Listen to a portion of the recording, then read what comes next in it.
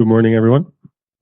This next talk is about PSP. We've got a really nice bridge earlier from Alex. So it's a two-part. The first part, I'll be talking on behalf of Google, a little bit about the security protocol. And the second half, Anjali will talk about the implementation in the Intel E2100 IPU. So PSP is a crypto protocol, and the goal really, was the first slide. This is the second slide.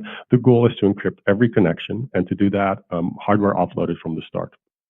So imagine that you have an environment that is plain text TCP, the whole fabric, or a hyperscale environment, and you want to upgrade everything to in-transit encryption.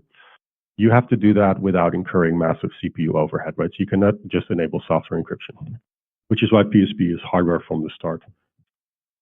PSP is influenced by IPsec. That is very clear if you read the spec. So what I'm going to focus on is really sort of the diff on top of that. Like, what are the goals we try to solve with PSP that couldn't be solved with IPsec at the time? And I should say PSP is widely deployed at Google. What I'm talking about is not something forward-looking. It takes years to get this in hardware. It takes years to roll out hardware. So this is a project that's been ongoing for a long time. So the biggest goal of all is to be able to scale to every machine in our fleet, which means the machines at the tail end of the distribution in terms of number of connections they have. So the goal, as written in the spec, is 10 million connections. And of course, this number only goes up over time, and the spec is a few years old, so you can extrapolate. And if you have a lot of connections, that also means a lot of connections come and go. So experimentally arrived at about 100,000 additions and removals per second. And if you want to roll this out without regressing existing applications, you cannot add an enormous latency to their connection establishment. The target here is 100 microseconds, which is actually really high in some ways, but at the tail, right? So the median is going to be much lower. At the tail, if it's higher than 100, people will get paged. The functionality, the second goal, is actually not to add functionality, but to maintain functionality that you have with plain text. In particular, in the network, you might have network monitoring that's flow-based. If you encrypt the transport header, if you encrypt the whole inner packet in the case of tunnel mode, you lose that. We don't want to lose that. And related to this is load balancing. If you have a fabric with a lot of redundancy, you want to use ECMP multipathing, you want to use RSS on the host. This requires the entire for tuple for the connection. And finally, simplicity. What this really means is it's particularly, I guess, in a new environment from scratch, you don't have to support all the legacy crypto algorithms that have been superseded by better alternatives. So only support the minimum needed. This also simplifies your negotiation at the start of the connection. And while we're at it, choose a header format that's a lot less variable and as a result easier to parse at line rate. Before I go into how PSP meets these goals, some terminology, which is exactly the same as in IPsec. So every connection has, of course, a key, a session key, as well as some other state. That's a security association. A TCP/IP connection is bidirectional, so it has actually two SAs, one for each direction. And if you have a hardware device, at least in IPsec, that means you need to store these keys somewhere. So a key store, or a fancy word, it's a security association database on the device. And the key to use for encryption or decryption of a connection is identified by just a U32 integer called the security parameter index. So how does PSP meet the goals I just said? Well, the biggest one is that it's possible to implement it in a way that has no per connection state. So O1 scaling with the number of connections. That really, I think, is the design point here. I'll get back to that in 2 slides from now because it's big enough to explain in detail. In terms of functionality, we rely on an encryption algorithm that, not just anything, like the very common AES-GCM actually, that is authenticated encryption with associated data. And the AD part means that you can have data that's in plain text, but still integrity protected. So the entire packet is protected and cannot be modified en route without detection. But part of it can be plain text, notably the TCP inner ports. You have TCP in a PSP. For load balancing, the PSP is always encapsulated in UDP, and it's detected by the UDP destination port. So you have essentially in transport mode, you have IP, UDP, PSP, TCP, and in tunnel mode, you have IP, UDP, PSP, IP, TCP.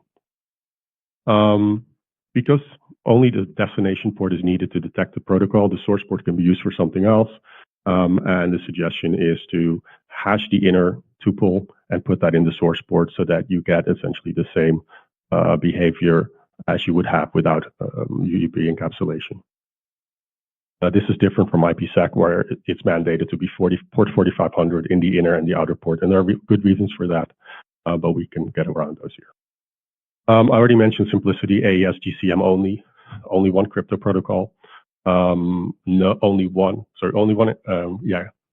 encryption algorithm, only one protocol also, so no AH. And as a result, we can have simpler headers. For header parsing specifically, there's no variable length parsing to find important fields. So the next protocol is the first field. The header is not so simple that it's fixed size. It is variable size. So, but at least to get to the next header, there's an explicit length can be jumped to the next header beyond the PSP header. The initialization vector for AES GCM has to always be in the packet, so it's not optional. That reduces the option space. So then this is what the packet looks like. You can see that there's that crypt offset field that defines the start of encryption after the authenticated data, the associated data. And the SPI is in there, the IP is in there. There's also, you could wonder why this crypt offset is here, if it's probably the same for the entire connection. That's important for the next slide on scaling. So everything to be stateless, everything needs to be in the packet to decrypt it. So the version field actually will say whether it's which encryption algorithm is used, which is AES GCM, but it can be 128-bit or 256-bit. So we don't have to store this on the device. And the way it does O1 on receive, which is the interesting side of the two, is that a PSP device has one device key. That's considered a secret. It doesn't leave the device. And every session key is derived from this one device key. This is done using standard key derivation in counter mode. So the device starts a counter at 1, and every time a session is established, a key is requested. It increases the counter, and that counter becomes the SPI. Now, what's neat about this is that when a packet arrives at the NIC, it has the SPI in it in plain text. So the device can do the key derivation because it has the secret and it has the SPI. And what's even more neat is that it can do this at line rate. So a device like the E2100 that can do 200 million packets per second, can do 200 million key derivations per second, and then 200 million decrypt operations per second. Kind of mind-boggling, but it works. On transmit, if you want to have no state on the device, it's not as an advanced story. Basically, pass the key along in a descriptor. This, in case it wasn't clear, the protocol obviously isn't stateless. There is still an SADB or something like that. The key is associated with the socket in the Linux host, but the device can be stateless. Alternatively, you can still use an SADB, particularly for an existing network card that already has support for IPsec on TX and or RX. If you do it on RX, you kind of lose all the features of PSP. But on TX, it may make sense. Benefit is, of course, smaller descriptors. The downside is key management operations over the PCI Express bus and storage cost. And particularly because the goal here is to scale to, say, 10 million connections, essentially gigabytes of RAM on the network card, that in most cases is even stranded because most machines aren't actually using 10 million connections. PSP does not include a key exchange. It doesn't really say anything about it. What you can do is similar to ESP, use IKE v2, the key exchange, which is an out-of-band mechanism. There's a separate daemon running that talks UDP between the hosts, exchanges the keys, and then you can have a PSP connection that's from the initial SYN to the final ACK. Everything is encrypted. Alternatively, an upgrade model where basically the TCP/IP connection is established. It uses software encryption such as TLS. Initially, in that, changes PSP keys and then upgrades to hardware offload. What PSP does talk about is rekeying for two reasons. First, the device key, that is Mint's keys, you think a 32-bit counter or really a 31-bit counter, and that counter, eventually you run out of counter values, and that eventually is pretty quick. If you only mint 25,000 keys a second, once a day you run out of your space. So for this reason, it actually, the device has two keys, and it does essentially double buffering. And the most significant bit of the SPI is used to identify which of the two device keys is being used, which is why the SPI is actually a 31-bit space. The other reason is policy-based. NIST, for instance, published suggestions on how frequently to rekey, which I think is 8 hours or 24 hours for IPsec. The same suggestions apply to PSP. And then because the device key will be updated occasionally, connections that want to persist across an update will have to rekey. So actually the device has two keys because we don't want to kill every connection as soon as we change the device key, right? If you change the device key, do a key derivation, obviously you get a different session key. So there are two device keys. The most significant bit chooses between them. If a connection wants to be long-lived, it has to make sure to upgrade its session key before two rotations happen. Some implementation details that are not necessarily obvious from the design. So in its quest for simplicity, PSP got rid of replay protection, which is fine because it can rely on the inner protocol to handle this. For TCP, it relies on pause. If you would have a PSP hardware implementation, I think this is neat. I can also use this for my UDP-based traffic. Be aware that there is no replay protection in PSP itself. AES-GCM requires that every message that's encrypted is encrypted with a different, unique initialization vector. PSP mandates that this IV is a high-precision device clock. And the benefit of this is that because the IV is embedded, that's mandatory, we have an embedded high-precision timestamp in every packet, which can be used for RTT estimation.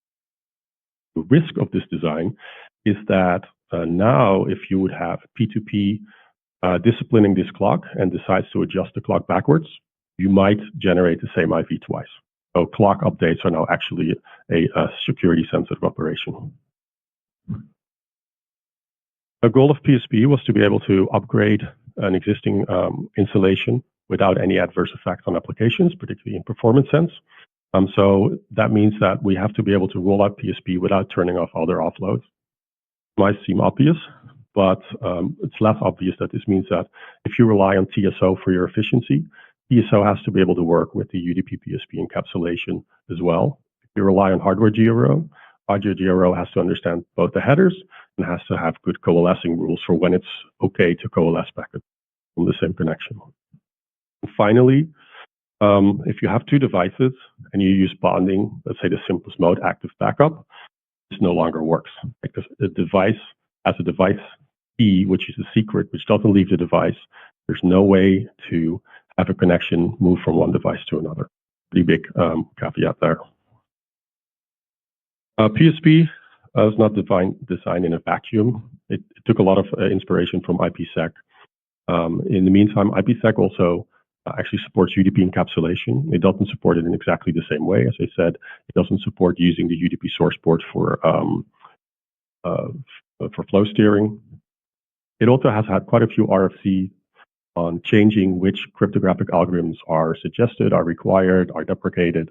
So there's movement there. And I think most interestingly, this week at the IPsec workshop, talked about Stefan's proposal for wrapped ESP v2, and wrapped ESP is a wrapper around ESP. The V2 version is the interesting one. Aims to solve a bunch of problems, not just what we talked about here, but also to support essentially all the use cases of PSP. So have a crypt offset, have support for opaque data, which could be that virtualization cookie field that you may have noticed, and be able to work entirely stateless, which again, that all the fields that are relevant have to be in the packet, not be relied on, be on some state on the device. Some more information. The PSP is specified as an architecture spec on GitHub's Google account. Jakub sent an RFC patch set to the list recently, implementing PSP for Mellanox 5 NICs. And already Eric Alden from Linux Weekly News wrote a really nice article on that patch set and the discussion. So with that, I'm going to hand it off to Anjali to talk about the Intel E2100 IP. I just have a quick one. Yeah, of course. Also, yeah, quick. Do you plan also supporting Quick with PSP? It also uses AES-GCM. So we haven't really given it much thought. So Quick has its own encryption as part of the protocol, and it's fairly complicated. If I remember, there's a different encryption for payload and header. So I don't. Yeah, but payload is can be done with AES-GCM. Right. So I think it makes sense for the hardware. Do you mind? I think it makes sense for the hardware to be able to support both. I don't think that Quick in PSP would be a thing. Okay.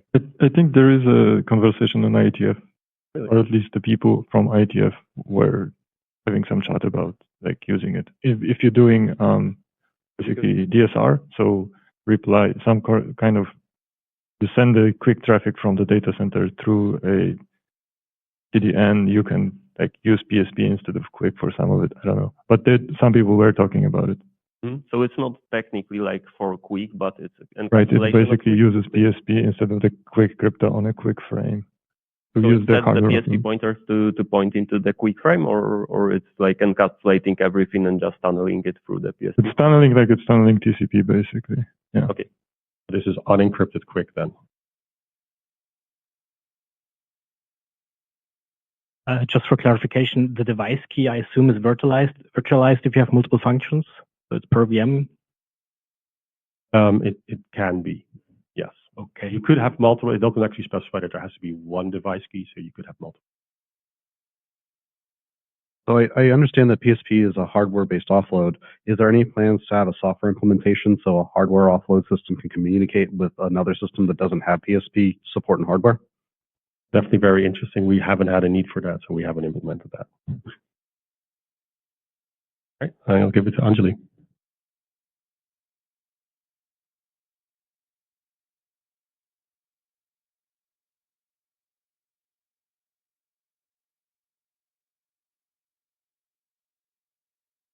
So I'm going to talk from where Willem left off, talking about PSP crypto offload with IDPF and some of the hardware offload questions.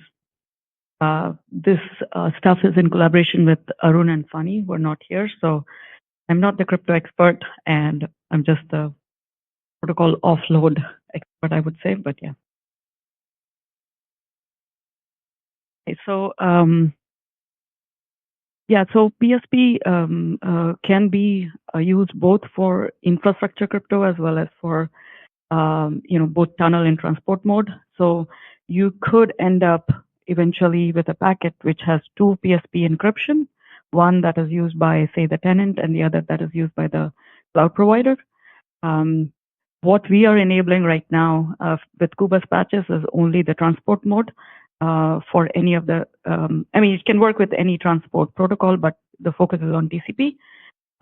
But for IDPF, because it's an open standard, we will take an approach where we will design something like a generic host terminated crypto offload and start with PSP and add other things to it. So, the capability will be generic enough, and then we can expand for others. About the offload part of it, depends on whether you will have on your device on the transmit side the SADB or not. On receive side, as Willem pointed out, there is no need for SADB. There is the device key, or sometimes called master key, or a pair of it. It is something that is on the device, and the header has all the information, so you can decrypt using just the header information and the device key. So from that derive the session key for the receive, and go from there. So only for the transmit side, there are a few different ways you can achieve the offload. The first one that we are going to enable is the indirect over mailbox, the word channel 2.0, that is in the IDPF spec. So you're going from the driver to the device control and asking it to program the transmit side SA database. For getting that 100 microsecond window for getting the session information done and established and everything, a direct config queue to the device would be better there. So that's the other option. And then finally, not having any state on the device on the transmit. So have crypto key in the descriptor. Of course, that bloats up the descriptor. So there is some penalty to it in exchange for the memory and the latency that you would see when you have the SADB in the hardware. So I just want to mention IDPF will only enable the host terminated, which means the PSP headers are coming with the packet on the transmit, and the software removes the RX side PSP headers. The other mode is the hardware terminated crypto tunnel, where IDPF doesn't know there is a PSP tunnel there, and it's all taken care of by the device. And that mode will be enabled later from our control plane driver, which Yudong and Nandita spoke about a bit in their Falcon talk, which is the IXD driver that is going to come later. I think a little bit of IDPF one more time. It is used as a driver that is both in the virtual machine or on a bare metal 10 side, or even as a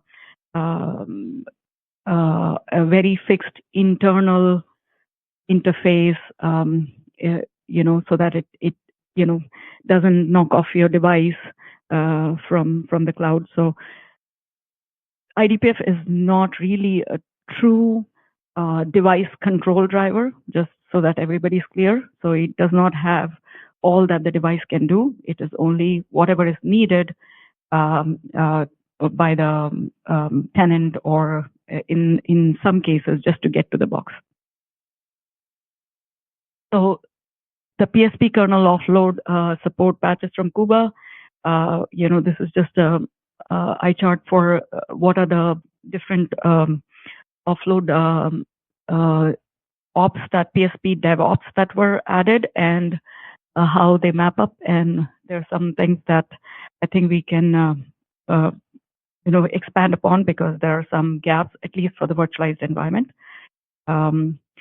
So the set config, I think there's no specific device config happening here. So I think this can move up into the kernel. But yeah, I don't know why it's in the driver. Maybe something that we can solve once there are multiple drivers using this offload. So beyond the Mellanox RFC patches, once we have the IDPF, we could probably move this up. The key rotation, the upper layer software triggers the key rotation, and I'll get into a little bit detail about what enhancements this needs as well. The RxSpy lock, this is basically the first interaction with the device after you've got the capability to kind of say, okay, allocate me, I want to start a session, and I want to give it to the partner a key for the transmit side. So give me the RX side spy and session key, so I can transmit on the other side. And then when I get the key from the other side, I can do a TX key add.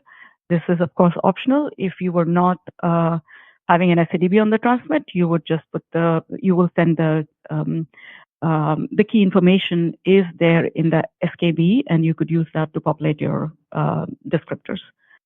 TX key delete, again, used only when you have to you have an SA database in the hardware, and get stats for getting the stats on the device being able to encrypt, decrypt, or failures and things like that. Okay, so driver flows and device interface details. So these are the important flows that the driver has to implement. Device init, this could involve capability negotiations and things like that to learn that you can do a particular kind of crypto offload. Session initialization, again, it is simplex, so you do one side of it and then you do the other side of it. So that 2 sessions per flow for a TCP flow, I would say. And then the runtime flows about inline encrypt, decrypt, and occasionally the master key rotation, which also is a runtime flow that'll happen, often enough, I guess. When the flow connection ends, either session termination, there can also be, I'm trying to think, when else can there be a session termination? Yeah, I think that's the only place that I can think of right now. And then error handling and getting stats. So PSP session establishment flow, as Willem said, this is not part of the spec, but this is something that is left up to the IKE developer or deployers to decide how they will do the key exchange and everything. But ultimately, what it boils down to in the driver and device interaction, this is what this picture is showing. So it starts with a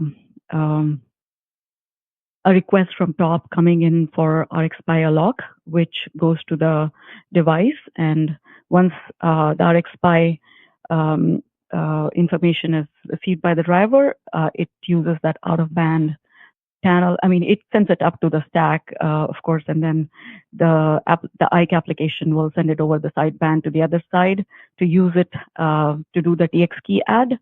And the reverse as well. Similar stuff will happen on the other side.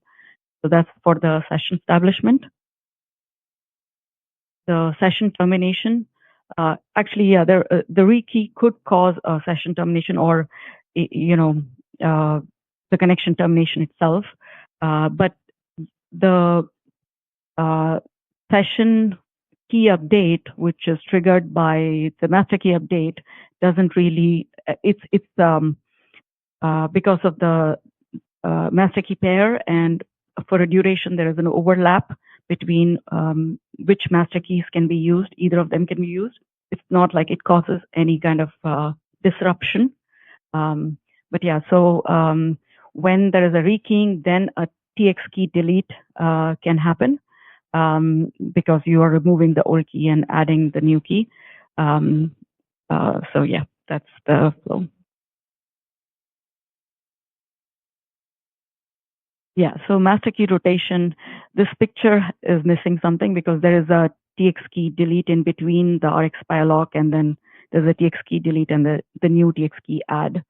So the key rotate stuff, which can be triggered from the IKE, or actually it can be triggered from the device side, which is the missing piece right now in the in Kuba's patch. There is no event going back from the driver, which indicates a key rotation. And the key rotate then will have to do a new RxPy lock, delete the old TX key, add the new TX key coming from the other side, and that's the flow.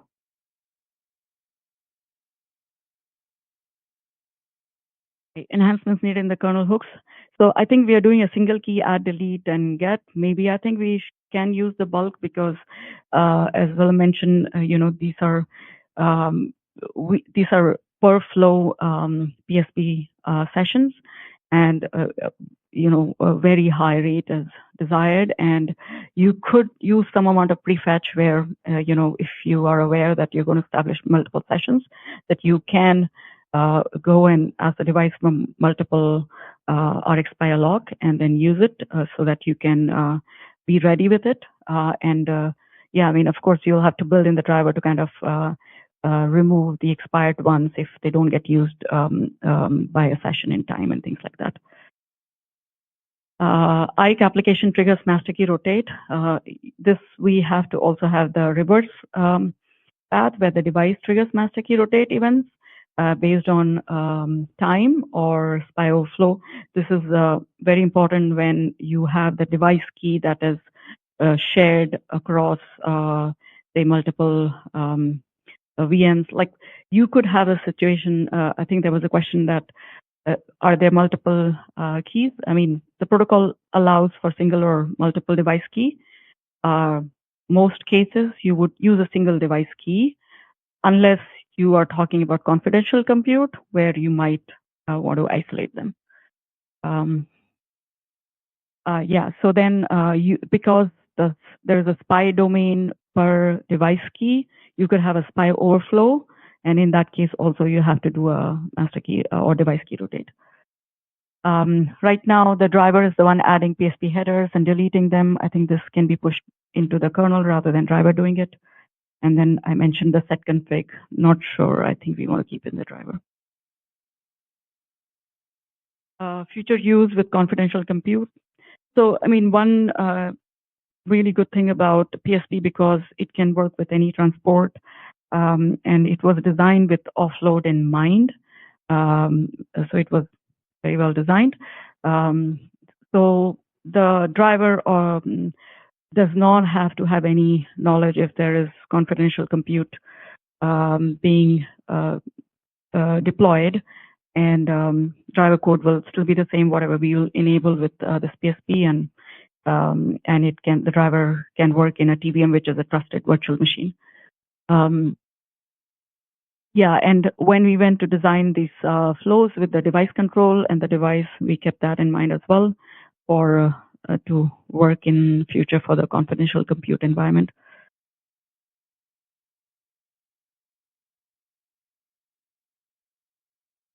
Okay, so just a little bit because we had a lot of discussion over this with Stefan and others from IETF, crypto protocols for hardware offload. So yeah, I think we can agree the KTLS was not a great example for offload because of the synchronization problems.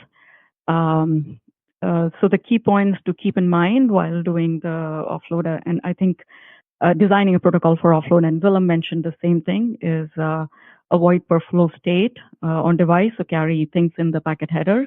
There is a little bit of discussion over the crypto offset, whether there should be things left in clear or not. I think the option should be there, and that's the key part here, takeaway from the support from the device side. And then it can be negotiated whether there's anything in clear or not by making crypto offset 0 or enforcing crypto offset to be 0 or not. Because this is having the flexibility to have that crypto offset that is non-zero can leave things in clear for the middle boxes or things like that, or things that need multipathing, all that stuff. But in some cases, it can be viewed as a security threat. So it's up to the comfort of the deployer to decide whether they will use the crypto offset as 0 or non-zero value. Since the protocol doesn't have the anti-replay window, one thing that I felt we could keep that in mind is instead of saying that we have, I mean, the transport should have the anti-replay window if you need it. I think maybe there is a suggestion from Stefan, which was about using an option for anti-replay window. Maybe that's a good one to think about. So Yeah, so the patch is to come soon for IDPF and kernel enhancements, and also the PR for the spec that I'll be posting very soon. We are ready with our interface agreement on, what makes sense for current and future uses. And then I think one really good discussion that came out is the West V2 spec, and get a good feedback from folks for hardware offload perspective. And I think one last thing that came out of all this is maybe it will make sense to talk about how to design a protocol for offload, a topic that we could probably do an IETF RFC on it or something, or bring it here. Yeah. Yeah, and just thanks a lot to Willem and others for all the help with getting this thing going, and I think we can take questions.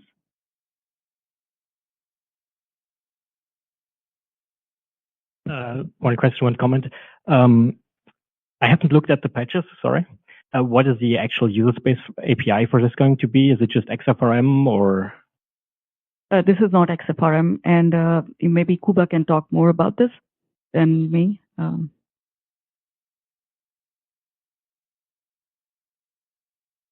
Kuba is here.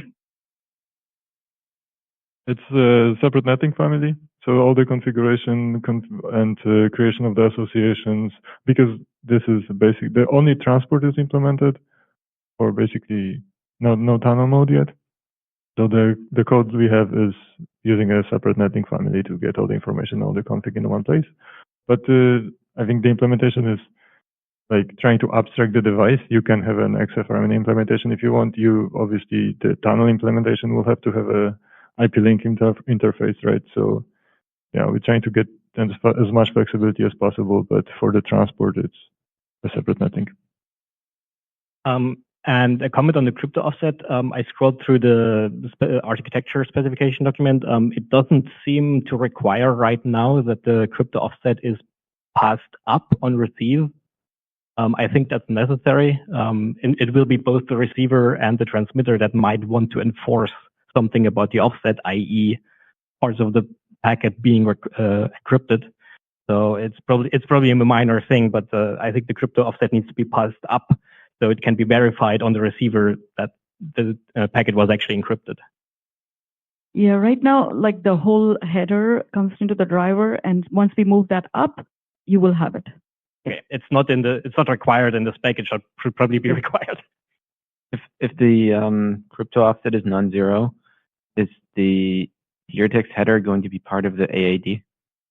Sorry, say that again. If the crypto offset is non-zero, is the clear text part of the AAD? Yes, it is part of the authentication. In which case, that doesn't really matter because the authentication will reject the packet if there was any mismatch. Exactly. Wrap it up here. Thank you.